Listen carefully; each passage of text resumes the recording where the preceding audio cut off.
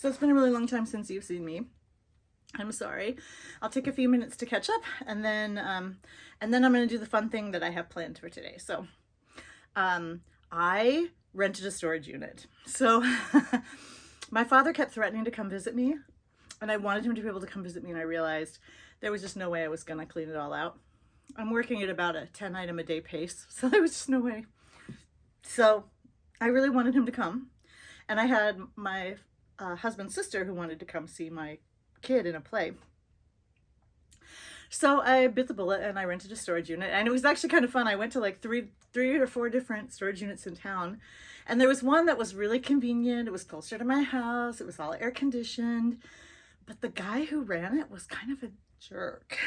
I mean, I don't expect everyone to laugh at my jokes. I'm not that funny, but I was clearly trying to like be, inject a little levity into the process. And he just was like, so he took me to a unit, and it was a decent price for our area, which is expensive. And, but it was upstairs, and I would have had to pull up my car in the parking lot and get a dolly and pile my stuff on the dolly and put it in the elevator and take it off. So I was like, not that thrilled. So I went to a couple other ones and they were okay. And then I went to this last one, and there's this woman behind the counter. I walked in, and she had like half a shaved head with like colors in it, and she just, the whole vibe was like great. There was a couch in the waiting room. It was an older place, and she just like leapt up and came over and was like, hi. And I loved her immediately. And she gave me some zucchini from her garden, and I complimented the knit pillows on the couch, and she was like, oh, you like those? I made those. And I was so happy. I was like, I'm a knitter too. And so then we talked knitting for a little while, and I was like, this is my place. So it ended up being actually about the same price as the guy. But it's not air conditioned. It's out, and it's outdoors. But the nice thing is I can actually drive right up to the door and park my car, and then I can just move stuff directly into it, which is great. She sold me, it's actually not a deep storage unit, but it's wide, and so it's two. She said it's actually, they bit into the back of these two storage units for some reason. And so they combined these two storage units and made it one, but it's long and thin, which works great for me because I can pile my stuff around and I can see everything. I don't need to go into it. I don't have big bulky things. I just have tubs, right, of stuff. So, and I can choose which door I want to open depending on which side of it I'm going into. So it worked out really well for me. And, so I brought a bunch of stuff over. I emptied out like all of the stuff that was over here. I'll show you later. It's actually a little messy right now because of why. I'll tell you in just a minute. So I moved a lot of stuff into it. I didn't move any shoes because it's not temperature controlled. And we all know how shoes can crack and break, and the rubber and the glue can be problematic. So I tried to keep any clothing with any kind of fur or anything like that I kept here, and shoes I kept here, and everything else that could go over there went over there. So now I'm trying to work my way through the stuff that's here, and then I'll gradually start bringing stuff over. Although I did bring over a tub the other day because it had Christmas stuff in it. So that's what's going on with me. I still have too big of a death pile. I'm trying hard not to source as much. I'm doing better at not sourcing as much. It's still hard. When I travel, especially, because I like to stop at the bins in whatever city that I'm traveling through, or a couple thrift stores where I'm traveling through. So, but I'm trying to make myself do the thing, where you bring it home and you get it listed like right away. So I'm actually doing, I'd say, about 75% well at that. Can you have a percentage of how well you do? Yes, I just said so. It is so. So anyway, so I've been selling quite well, which is nice. I've been listing a lot of shoes and boots because that's what I left here, right? So that's been good. I'm ready for the holidays. My favorite spooky holiday, as you know. But anyway, I stumbled across, as I was listing stuff, I like to watch podcasts. And as I was doing that, I came across this great podcast by Diem Thrifts. Hi, Diem Thrifts, whom I've tagged in this video. And she was doing with her friend, Ashley, a scavenger hunt at the thrift store, which I thought was really fun. but I don't need to be sourcing, do I? So I decided to do their thrift challenge, but from the death pile. So if anyone wants to join me, if you do, please tag them because it's their scavenger hunt, not mine. But I loved the idea, and it was really motivating and really fun to go digging through, looking for all the things, not in the thrift store, but in my own list of money items that haven't been listed yet. So I'm going to take you through the items on the scavenger hunt. All right. The first item was a light wash pair of jeans, which was a little difficult for me. It turned out I had a lot of dark wash jeans, but I found these gray ones, which I think count. They're Rock Revival. I turned my phone around to use the better camera because I got the new iPhone 13, which is cool. But now I can't see, I have it turned around, so I can't see myself, so I can't perform for myself, which is probably a good thing. But I can't tell if the camera's getting anything either. But here is Rock Revival. I'll do close-ups later if it can't. But anyway, I think these are men's. But hey, light wash. And the next thing was a colorful sweater. So I think this fits the bill. This is a vintage, probably 90s terrazzo cotton summer short sleeve sweater, but it's got all of these great embroidered parrots on it. Really fun. Yeah, stripes. Okay. The next item was a piece of athletic wear, active wear. So I have these Lululemon skirt shorts, right? It's got the little shorties built in and then a little skirt. I don't know what model it is or anything. It's got the pocket in the back and the, you know, the Lululemon logo. I paid up for these, and I probably shouldn't have paid up for them. I paid $20 for them. I was just so happy to find Lululemon because I never do. So, or I do, and it's really priced up in this area. So maybe I shouldn't have, but I'd heard the skirts do well. It still has its hang tag. It's a size 4 tall. So I thought I would try it. Even if I only make like $10, at least I'll have made my money back, right? Okay, the next item is something pink. And I picked this beauty up at Savers. I wonder if it had like a jacket going along with it at some point, but it's Ted Baker, London. And it's got this wonderful scalloped front, which I love. And this waffly skirt in a kind of burgundy pink. And then it's got a rose gold zipper down the back. Really beautiful. Yeah. And it says $13.99 on the sticker, but I'm old. So I only go to Value Village / Savers on Tuesdays because I get 40% off of everything. So it was 40% off of that amount.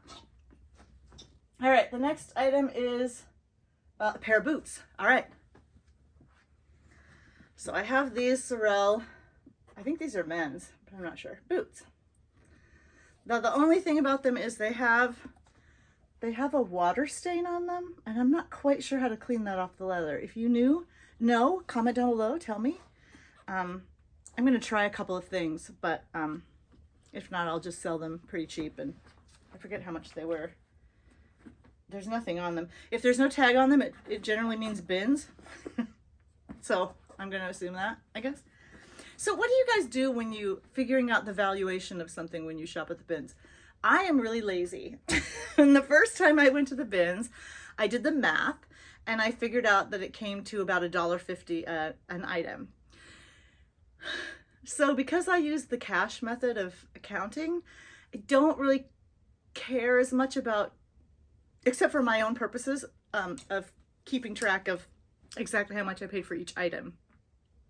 Because I put all of my receipts for inventory in at the beginning, and then I put my income in, and I don't worry about the details of it, except for myself. And I do have a spreadsheet that tracks all of that as much as possible so that I'm aware of what I should be picking up and what I shouldn't be, and what's selling for me and doing well enough to justify its cost and what isn't. But in terms of like figuring out, taking every bins trip and counting all of the items and doing the math to figure out how each one, and then remembering which receipt an item came from so I can put down whether it's $1.50 or $1 or $1.95. I can't. I'll never do it. I mean, that's honest. So I'm tending to assume that if anything came from the bins, it was $1.50. And these were probably more because they're heavier, but the scarf that I picked up last week was probably 25 cents. So I'm claiming it as $1.52. So I'm figuring it kind of all comes out in the wash. But I'm really curious to know how other people track that and how meticulous you are. I am a Pisces and I just can't be all Virgo on it. You know what I mean? Okay. Boots. Something pink. Oh, pink. Boots. Something that isn't clothing. This is not clothing, unless you wanted to wear it as a hat, which I guess you could, but it's breakable, so I wouldn't recommend it. So this is Pottery Barn, and it's the reindeer ones that they had. Remember they had the Dasher, Dancer, Prancer, Vixen reindeer? They were super, super popular, and I actually have 4 of the coffee mugs in my closet right now. But I found this bowl that has them on it. I hope you can see this in the video. I'll find out later. If you can't, yeah. Do something. But anyway, it was $6.99, and I kind of bought it for myself for Christmas, and then I thought, but I don't have any of this other. I don't have any other of the set. So I thought I would list it because I haven't seen any other bowls coming. I did a little search on eBay, quick search, and I didn't see any other of the big bowls. All right. I'm trying not to get too hyper on you. Okay. Something from a favorite brand. This one took me a little while because I don't really care. But I did find that I'm attracted to Betsy Johnson. Betsy, is that right? Betsy Johnson? Yeah. See? I don't even know her name. Yeah. Because I like her earrings. Like, see my little Halloween earrings? I don't know if you can see them. Ooh, they have little ghosties on them. They just appeal to me. All of the whimsy and the humor and the charm. I'm kind of into it. It's not really my style very often, but I really like it. So I picked up a while ago this purse by Betsy Johnson. It's just black and white stripe with a big pink bow, and it has the quilting on it is embroidered hearts, and then it has a little Love Smoochy Betsy interior in it. It's in pretty good shape. It has a little wear on the strap near the buckle, which I'll disclose. But there, fun, favorite brand. All right, something with a print. Well, nobody does prints better than Lily Pulitzer, right? So here's this little mini skirt, which normally I would save for summer, but I'm gonna go ahead and list it because of this challenge. But I just love it. It's got the orangutan and an owl and a lion. It doesn't have a panda, for those of you who watch Ted Lasso, but it has a lion. An elephant, super cute skirt, mini, love it. All right, and the next item is something to wear to a holiday party or event. Well, this is a big poofy 50s swing style skirt on this little strapless number, hot little strapless number. It's got a little satin sash and a little ruffle around the sweetheart neckline, and it's actually Jessica McClintock. And it's actually a gunny sacks, but it's not the big money gunny sacks. It's not the big money prairie style, but it's got this sheer with the glittery on it and then the satin underneath. Thought it was super pretty and still very in fashion. All right, next item, a plus size item. So this is one of my favorite brands for plus size, Spencer Alexis. I love him. He was huge in the 80s and 90s. But he did a lot of, there was also a brand that was similar called Nothing Matches. And it's a keyword that I always used to use back on eBay in the day because people were looking for this particular style, and Spencer Alexis and Nothing Matches were really similar. But they did a lot of patchwork things with different patterns mixed in. And this one's just beautiful. It's got a kind of kimono look to it with this beautiful frog closure in the front with the red sun. I just love it. And there's lace on the bottom. It's sheer. And it's just plain black on the back. It has a couple loose threads down here, which I'll trim. I don't think they'll show. It's just very, very light. And it's a size 3X. All right. New with tags item. Okay, so this comes with the story. So I went to go visit my dad with a girlfriend, and we drove down from Oregon to Arizona, and we stopped in LA on the way home, and we went to Disneyland, and when it was just when they'd reopened, so it was really fun because there was hardly anybody there. It was like really pretty empty. There was hardly any lines for anything. So we went to Universal Studios and we went to Disneyland California Adventure.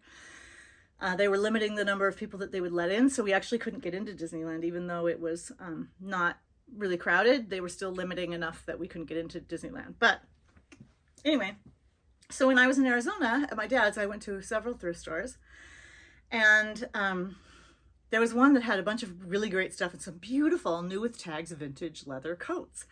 And I think I bought one of them because they were like $17. It was pricey for me. And I like bought one of them, and then the guy was like, when I went up to the counter, he said, "Oh, I saw you looking at the coats. We were so excited because nobody buys coats in Arizona."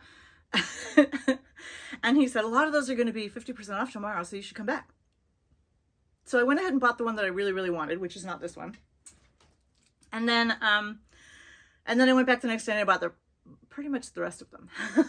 So this is one of the ones that I waited on, but I love this mustard yellow leather color. It's so great, and it's by Bradley Bayou, blah, blah, blah. And it's new with tags. And it's got this zipper up at the front, and then it has these decorative zippers down the side. I really hope you can see this. Oh, it'll be interesting later to find out how badly this came out. Little pockets.